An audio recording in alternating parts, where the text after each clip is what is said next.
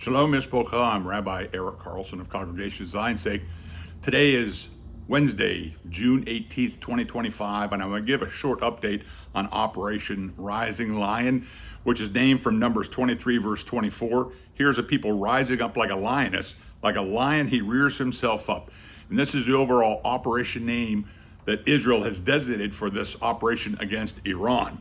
To date, 24 of 58 hostages in Gaza remain alive. Over 400 Iranian ballistic missiles launched from Israel in the last several nights. 24 Israelis have been killed, over 590 wounded. 5 to 10% of those missiles make it through the Iron Dome and aren't intercepted. But as Israel, and I'm getting ahead of myself, has now destroyed over 50% of the launchers in Iran, those incoming missiles are getting less and less, and they're creating less and less damage. Israel's inflicted significant damage to both Iran's nuclear sites. The majority of centrifuges have been destroyed, all air system defenses destroyed. Over half the rocket sites are destroyed, gas and oil sites hit. The IDF has completed a wide-scale wave of strikes to degrade the Iranian regime's weapons production's capability. 2 days ago, they hit the main television station in Tehran, and Iran's secretive Fordo uranium enrichment plant is buried deep inside a mountain and has yet to be hit. Now, several days ago, we, the U.S., has the only bunker buster. And if you don't know this, there are multiple levels of bunker busters, and Israel has several. But the largest one, only the U.S. has. It's over 30,000 pounds and can only be carried by a B-2 bomber. So several days ago, I was like, why don't we give this super bunker buster to Israel? And that's because we have the only aircraft that can carry this. Now, Benjamin Netanyahu says they don't need the B-2 bomber, that they've got other resources to get in there and destroy the Fordo nuclear site. So we need to pray about that's completely destructed, or 6 months we'll be right back to the same place again.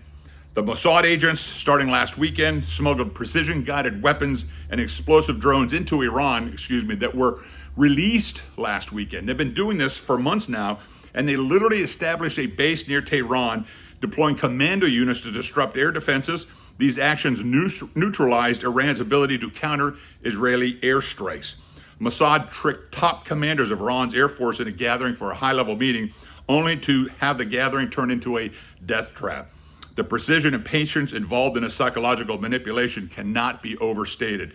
To fool Iran's notoriously cautious military leaders into congregating in one place required not just top-tier intelligence gathering, but also a mastery of disinformation and operational security.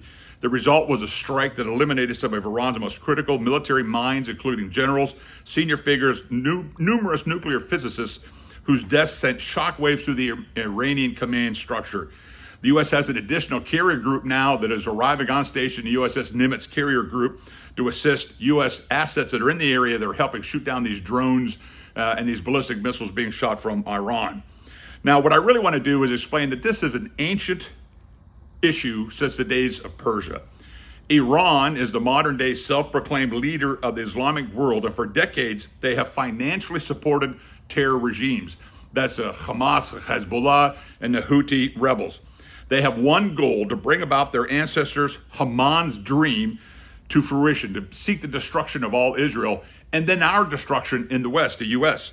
Over 2,500 years ago, the king of Persia, modern-day Iran, approved his minister's plan to destroy, kill, and exterminate all the Jewish people, from young to old, to children and women. This is from Esther 3:13. And we know this is Purim.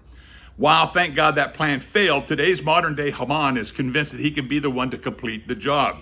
Tomorrow, Thursday, June 19th, 2025, is the 23rd day of Sivan in the Hebrew biblical calendar. Well, why is this important?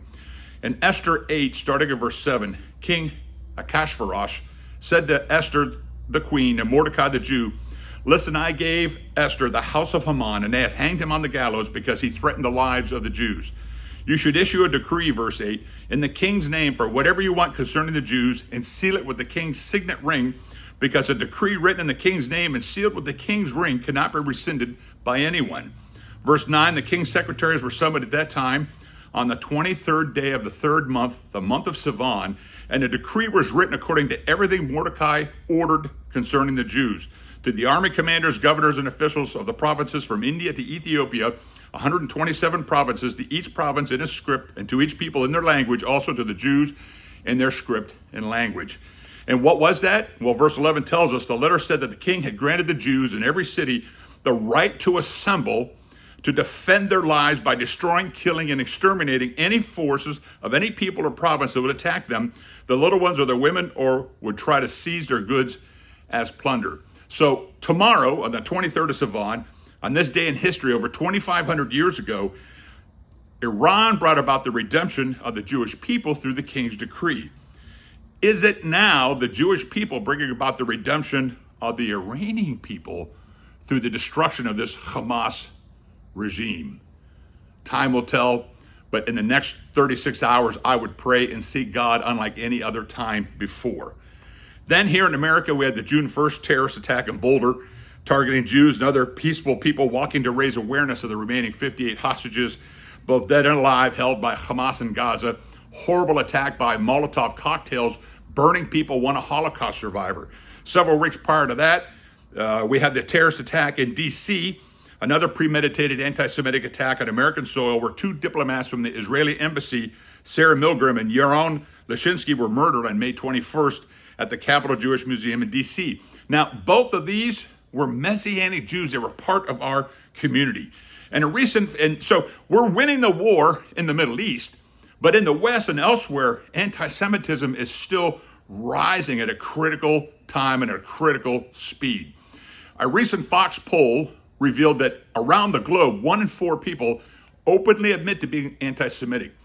In America, 21% of those polled, 21% were openly anti-Semitic, meaning they support the genocide, they support our destruction, they support the elimination of Jewish people, not only here in America, but around the world.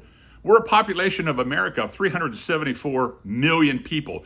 21% is over 72 million people in our nation that are openly anti-Semitic and sponsoring terror and destruction against God's people. We need in this hour the church to wake up. If you attend a church, if you're a Christian and you love Israel and your pastor hasn't mentioned any of these things in the last 3 or 4 months, you are in the wrong place. You need to go somewhere that's supporting Israel, that's standing in the gap, that's praying for us, that will stand with us and support us in this hour. Because in the end, when that shofar sounds and Yeshua returns, he's coming back for the bride that's comprised of Jew and Gentile, not an anti-Semitic church. So we're encouraging you, Mishpocha, pray. Sivan 23 is tomorrow, June the 19th on Thursday, 2025. I'm expecting nothing short of the miraculous to occur in the next 36 hours. And stand with us and let us combat this hatred and anti-Semitism in spirit of the Prince of Persia principality. Thank you and shalom.